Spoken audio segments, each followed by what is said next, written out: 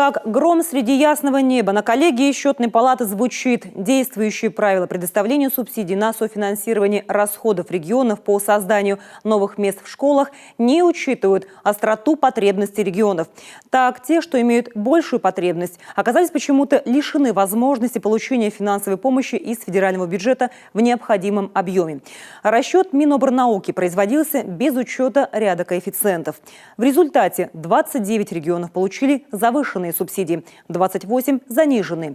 Тем количество обучающихся во вторую смену в последнее время растет. Это создает риски перенаполняемости школ.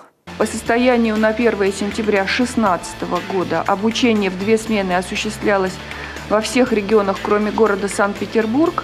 Общее число детей, обучавшихся во вторую смену, составило 1 885 000. На сайте Счетной палаты был проведен опрос населения.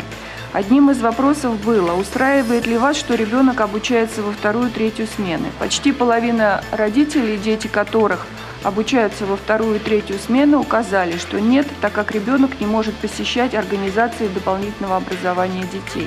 В Коми на двусменном обучении 48 школ. Это 9,5 тысяч детей, каждый 10-й обучающийся. Чтобы перейти к одной смене, надо построить 17 школ. Еще 31 здание построить взамен 43, износ которых превысил 50%. А еще часть сельских школ у нас без воды, канализации и центрального отопления. Эту тему глава поднимал на встрече с министром образования России Ольгой Васильевой. Нужен типовой проект сельской малокомплектной школы с жилыми помещениями для учителей. Возможно, и размещение в них дошкольников. Даже в условиях недостаточных бюджетных средств, если мы правильно выстроим приоритеты, мы сможем поэтапно модернизировать социальную инфраструктуру. Президент России в своем послании федеральному бюджету уже подчеркнул, что социальная сфера должна становиться ближе к людям, к их запросам, быть более современной и справедливой.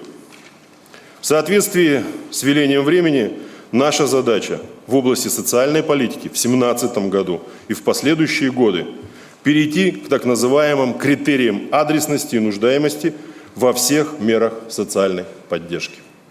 В Сыктывкаре тем временем продолжается строительство школы на 1200 мест. Начинается работа и по долгожданной Помоздинской школе. Вместе с Усть-Куломской они появятся уже в течение 2 лет. Впрочем, проблему на местах сегодня решает и путем обмена помещениями. В Ильгорде Сыктывдинского района неиспользуемое административное здание агропромышленного техникума уже передано под начальную школу на 160 мест. А в Выжеве здание интерната переформатировали под 30-ю школу. К Новому году туда будет переведено начальное звено. Татьяна Супряткина, телеканал Юрган.